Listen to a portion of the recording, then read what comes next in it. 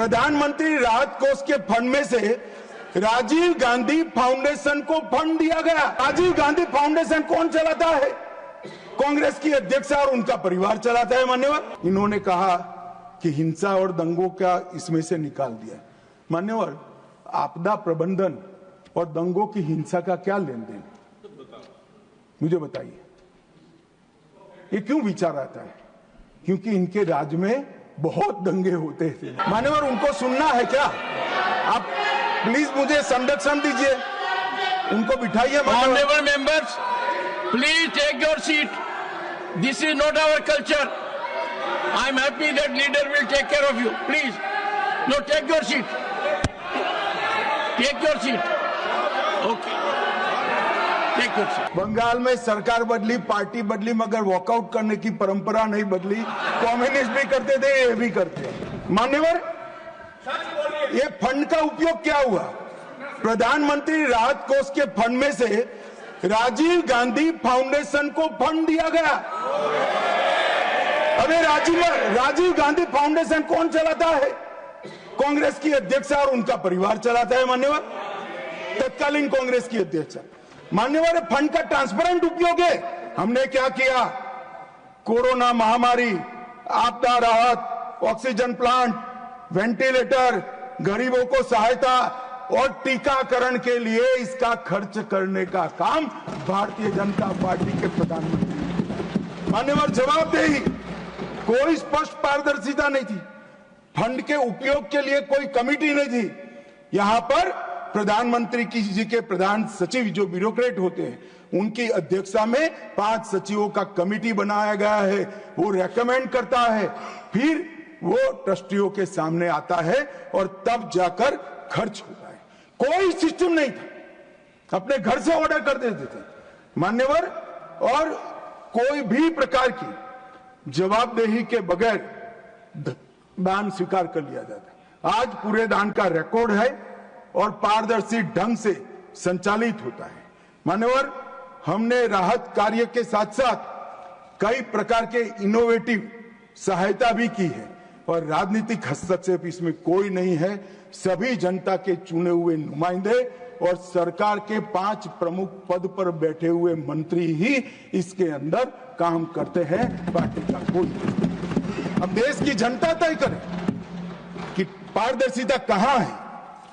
आप पारदर्शिता के मामले में तो बोलिए ही मत। जीप कांड से लेकर बोफोर्स तक इतनी पारदर्शिता आपने बताई है, 2G तक, कि पूरा देश थक गया है देखते थे। 12 लाख करोड़ के घपले घोटाले भ्रष्टाचार किए और तब जाकर वहां जाकर बैठे हो। मान्यवर,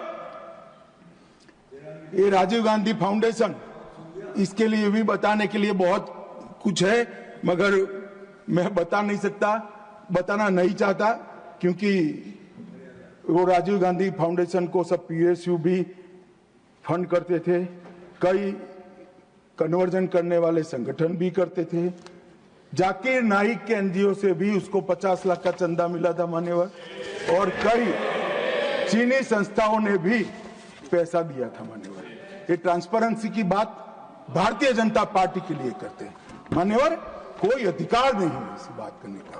मान्यवर, नीरज दागी जी ने कोविड विफल प्रबंधन का मुद्दा उठाया।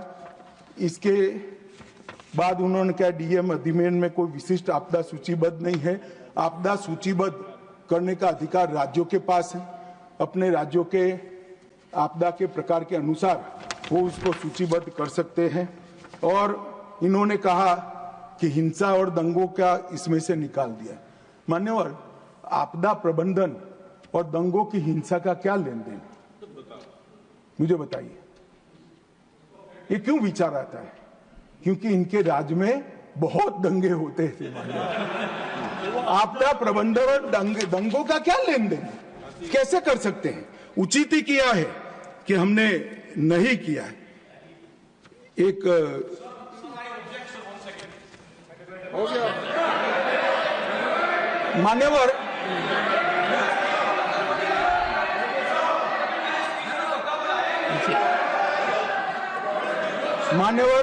हो गया रीता बनर्जी AITC के, उन्होंने कहा कि हमें फंड कम दिया गया है यूपीए सरकार जिसमें ममता जी थी, इससे 367% ज्यादा फंड भारतीय जनता पार्टी की सरकार ने। मान्यवर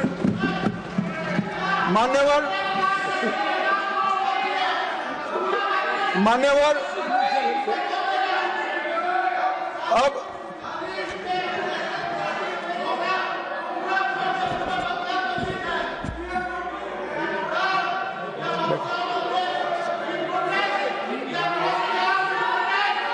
मान्यवर उनको सुनना है क्या? आप प्लीज मुझे संरक्षण दीजिए, उनको बिठाइए। Honorable members, please take your seat. This is not our culture. I am happy that leader will take care of you. Please, no, take your seat. Take your seat. Okay. Take your seat. I do not appreciate disturbance in the house.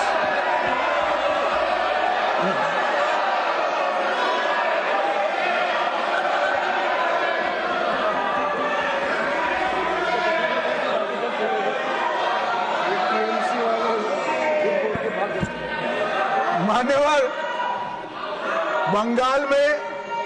Bengal में सरकार बदली, party बदली, मगर walkout करने की परंपरा नहीं बदली। कम्युनिस्ट भी करते थे, ये भी करते हैं।